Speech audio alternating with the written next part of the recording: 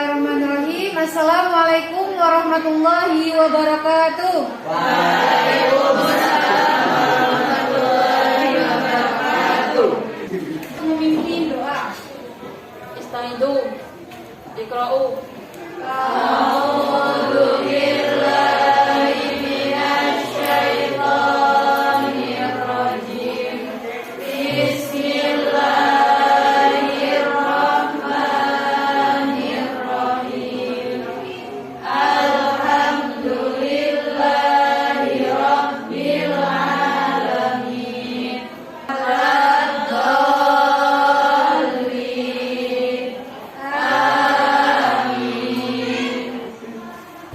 Baik anak-anak, sebelum masuk ke pelajaran, Ibu akan absen kalian terlebih dahulu.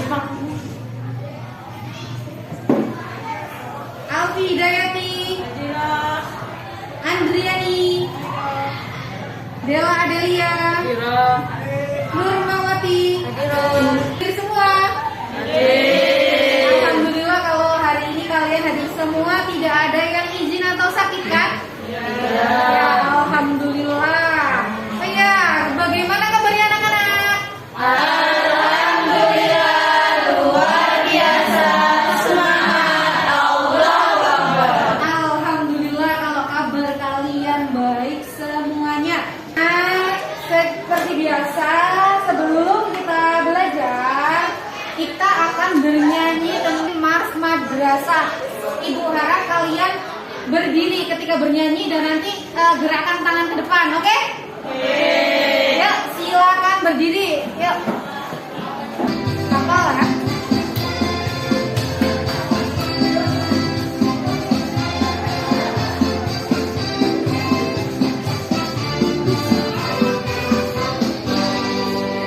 Rumah madrasah membahana di persada bumi Nusantara.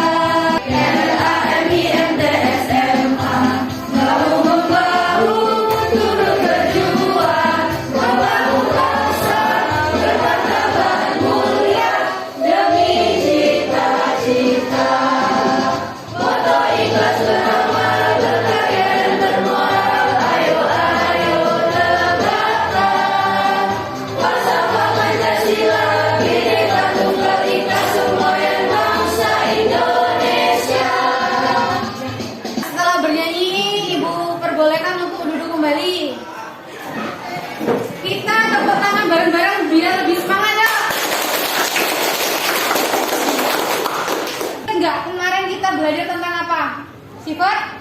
Wajib bagi Sifat wajib bagi Allah. Sifat wajib bagi Allah adalah sifat yang khusus yang khusus, ya, yang khusus ada pada Allah, tidak ada pada selain makhluk Allah ya. Jadi hari ini kita akan belajar tentang adab berpakaian, adab berhias, dan adab perjalanan.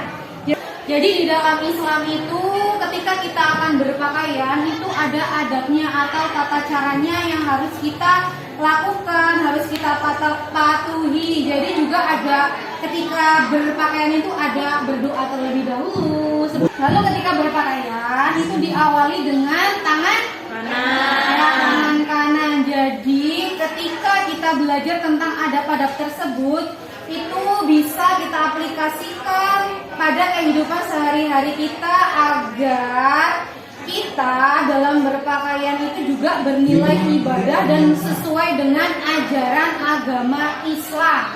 Jadi kompetensi dasar pada hari ini itu ada 4. Yang pertama, menghayati adab yang baik dalam berpakaian, berhias, dan perjalanan.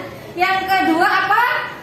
mengamalkan sikap santun dan bertanggung jawab dalam berpakaian, berhias, perjalanan. Tujuan dari pembelajaran hari ini itu ada 6. Yang pertama, coba baca bareng-bareng. Melalui pemberian uswah, peserta didik dapat menghayati adab yang baik dalam berpakaian, berhias, perjalanan dengan benar. Yang terakhir, melalui Jibril dapat menghafalkan berpakaian dan melakukan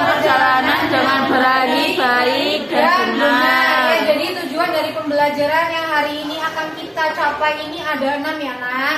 Ya. Kalau pembelajaran hari ini tuh ibu akan bentuk kalian menjadi beberapa kelompok. Lalu kemudian setelah ibu bentuk kalian menjadi beberapa kelompok, kalian nanti akan mengamati gambar yang ibu tampilkan. Kemudian kalian berdiskusi kelompok. Lalu kalian mempresentasikan hasil dari pengamatan kalian bersama kelompok kalian. Paham? Ya, jadi ibu akan bentuk dulu kelompoknya. Ini kelompoknya ibu akan bentuk menjadi 4 kelompok sesuai barisan ya. Baris pertama ini kelompok 1, baris kedua kelompok 2, ini kelompok 3, dan ini kelompok 4. Ya, silakan kalian berkumpul di tengah atau di depan. Ya, silakan.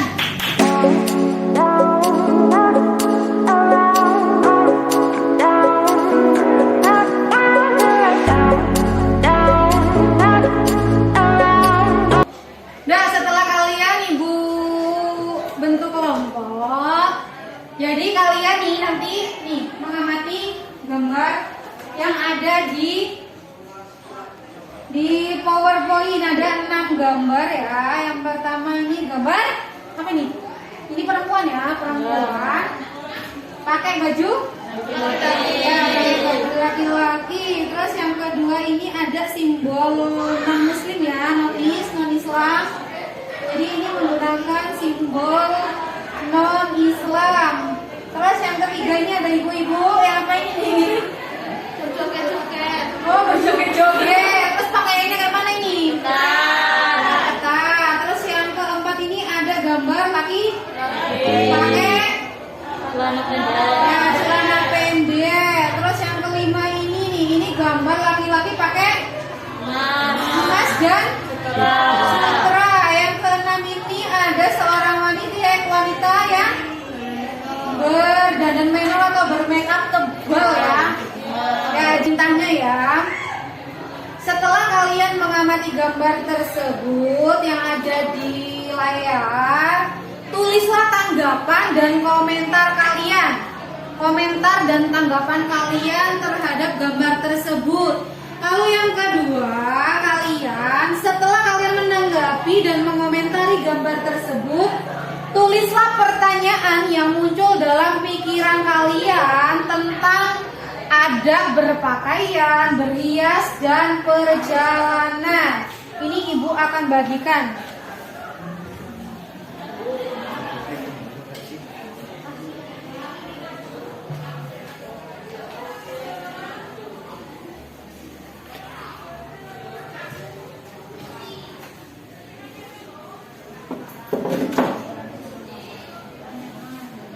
Nah, silakan kalian berdiskusi kelompok lewat pengamatan gambar tersebut. Yuk, kerjakan sekarang.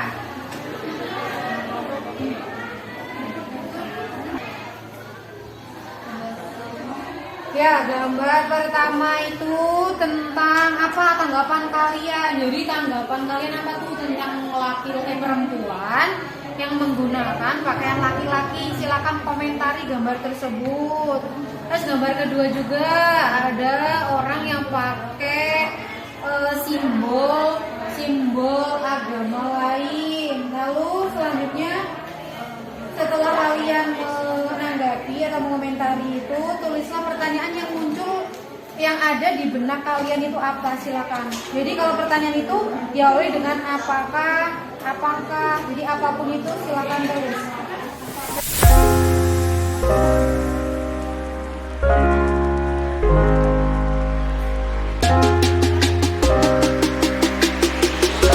Setelah kalian ibu kasih waktu untuk berdiskusi, silakan yang pertama dari kelompok 1 silakan maju untuk mempresentasikan hasil diskusi kelompok kalian. Yuk. Yang lainnya tolong didengerin.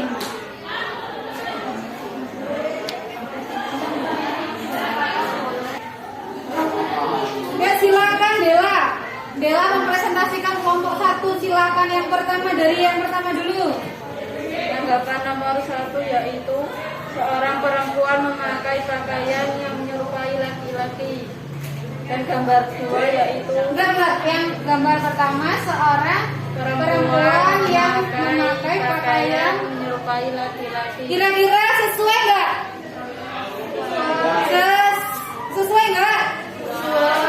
Ya, sesuai. Jadi seorang perempuan yang memakai pakaian laki-laki. Yang kedua, Seseorang memakai kalung simbol non-muslim. seseorang yang memakai kalung simbol non-muslim. Bener nggak? Ya, jadi benar. Ada yang pakai simbol non-muslim itu ya. Lanjut. Terus yang nomor 2. Pertanyaan. Ya, pertanyaan yang muncul dalam benak kalian apa? Pertanyaan nomor 1. Apakah boleh seseorang perempuan memakai pakaian yang menyerupai laki-laki? Ya, yang timbul dari pikiran mereka, apakah boleh ya seorang perempuan memakai pakaian menyerupai laki-laki? Jadi jawabannya apa? Boleh nggak? Ya, enggak. Jadi perempuan tidak boleh memakai pakaian yang menyerupai laki-laki, begitupun sebaliknya. Yang kedua, Apakah orang muslim boleh memakai benda yang bersimbol non-muslim? apakah orang muslim boleh memakai benda yang bersimbol non-muslim? Ya, masuk akal pertanyaannya. Jadi, tapi jawabannya tidak boleh. Jadi, seorang muslim itu tidak boleh memakai pakaian yang bersimbol-simbol agama lain. Ya, selesai. Kasih hapus buat kelompok 1. Selanjutnya kelompok 2. Kelompok 2.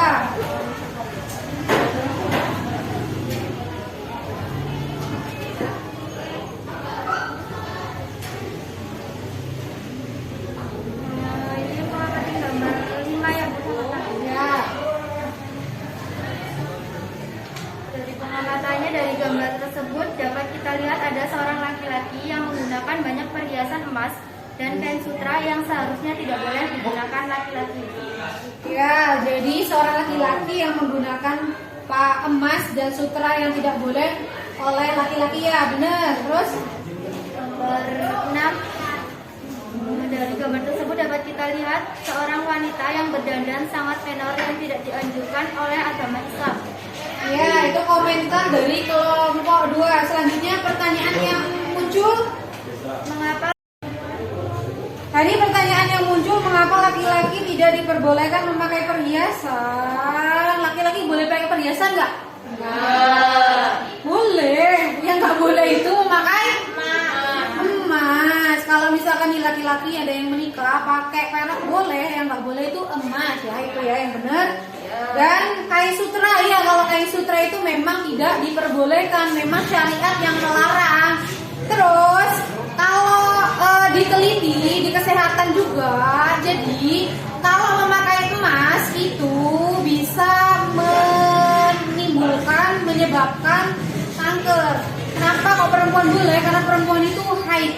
Nah, itu membuang kotorannya itu ketika haid. Kalau laki-laki nggak ada haid, makanya itu tidak berbolehkan memakai emas. Pun di Islam tidak diperbolehkan itu ya memang karena itu tidak baik, seperti itu. Lanjut pertanyaan kedua. apa akibat seorang perempuan yang berdandan terlalu menor dalam agama Islam?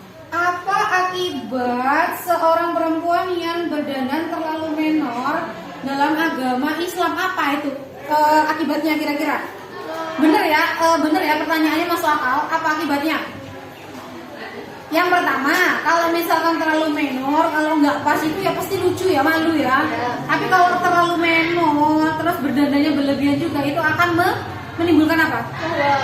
Syahwat bagi kaum laki-laki ya, yang akan nanti bukan merugikan. Yang pertama merugikan, yang kedua nanti untuk menghindari hal-hal yang tidak diinginkan terjadi. Ya, kasih aplaus untuk kelompok 2. Ya, setelah kalian berdiskusi kelompok, mari kita kasih aplaus untuk semua kelompok.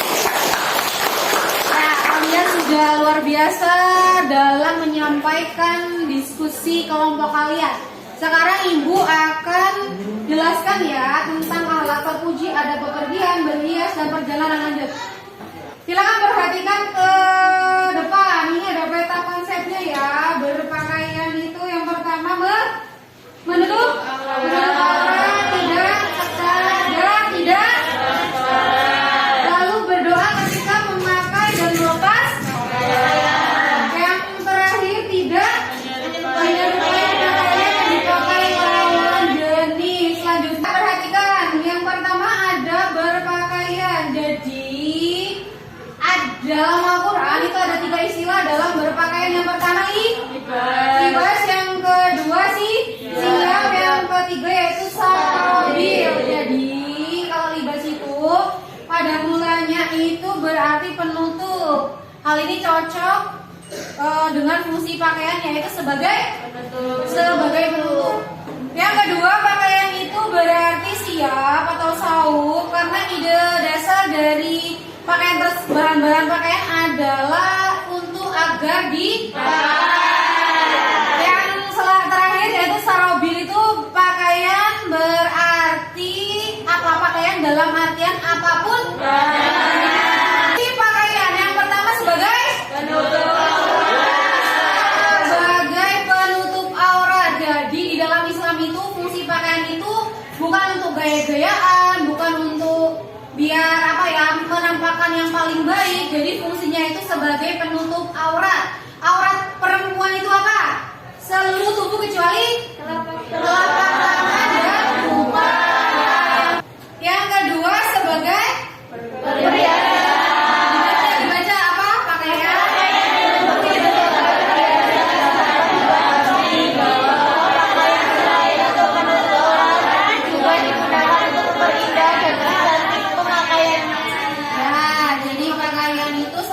Menutup aurat itu memang untuk memperindah pemakainya, tetapi jangan sampai hanya diniatkan mempercantik untuk menarik lawan jenis, tetapi bukan sebagai penutup aurat. Selanjutnya, jadi ketika memakai pakaian di dalam syariat itu ada doanya, ada doa memakai dan melepas pakaian. Yuk bareng-bareng dibaca. Yang pertama, doa memakai pakaian ya. Bismillah. Bismillahirrahmanirrahim. Bismillahirrahmanirrahim. Allahumma inni as'aluka min khairihi wa khairi ma huwa lahu wa a'udzu bika min syarrihi wa syarri ma huwa lahu. Ya. Terus doa melepas pakaian yuk. Apa doanya? Bismillah. Bismillahirrahmanirrahim. Bismillahirrahmanirrahim. Artinya dengan nama Allah ya. Jadi ketika memakai pakaian itu tadi ya, selain menutup aurat, habis itu dimulai dengan yang kanan dulu, lalu ketika memakai itu ada doanya. Kemudian ketika kita akan melepas pakaian juga, kita harus berdoa terlebih dahulu. Jadi setelah kita sudah belajar tentang adab berpakaian, ada berhias, dan ada perjalanan, mari kita sama-sama simpulkan materi hari ini. Jadi apa sih adab berpakaian itu? Apa sih tata cara atau aturan-aturan dalam berpakaian sesuai dengan aturan agama Islam? Lalu pakaian itu yang tidak boleh apa aja? Yang pertama, tidak boleh ketat. Yang kedua, transparan. Yang ketiga, tidak boleh menyerupai perempuan, menyerupai pakaian laki-laki atau sebaliknya. Yang ketiga, laki-laki tidak boleh memakai bukan perhiasan emas dan tidak boleh memakai sutra ya. Terus selanjutnya ada berhias. Berhias itu tidak boleh berlebihan. Yang terakhir ada perjalanan. Jadi ketika kita dalam perjalanan kita harus berdoa dan diniatkan perjalanan itu adalah perjalanan untuk ibadah, bukan untuk sesuatu yang dilarang oleh agama Islam, misalkan mau membunuh atau mau merampok atau hal-hal jelek lainnya. Ketika dalam perjalanan juga kita harus berdoa supaya selamat sampai tujuan. Nah, kan buka link yang ibu kirim ke kalian itu untuk tes pengetahuan yang ibu kirim ya.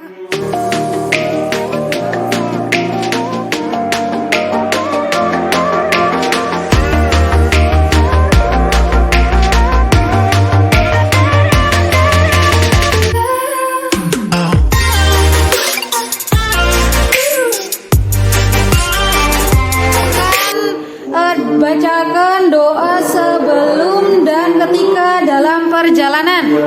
Doa sebelum berangkat dalam perjalanan. Bismillahirrahmanirrahim. Bismillahirrahmanirrahim. La ilaha wa la quwwata illa billahil aliyyil azim. Ya, benar. Selanjutnya Doa dalam perjalanan.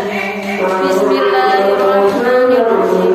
Subhanalladzi sakhkhara lana hadza wa ma kunna lahu muqrinin wa inna ila rabbina lamunqalibun. ya, terima kasih. Nah, jadi setelah kita belajar, kita sudah menyimpulkan materi. Tidak bosan-bosan ibu berpesan kepada kalian, tolonglah Anda dalam berpakaian, dalam berhias, dan dalam perjalanan itu kalian gunakan dalam kehidupan sehari-hari. Jangan cuma kita belajar, tapi kalian lakukan amalkan dalam kehidupan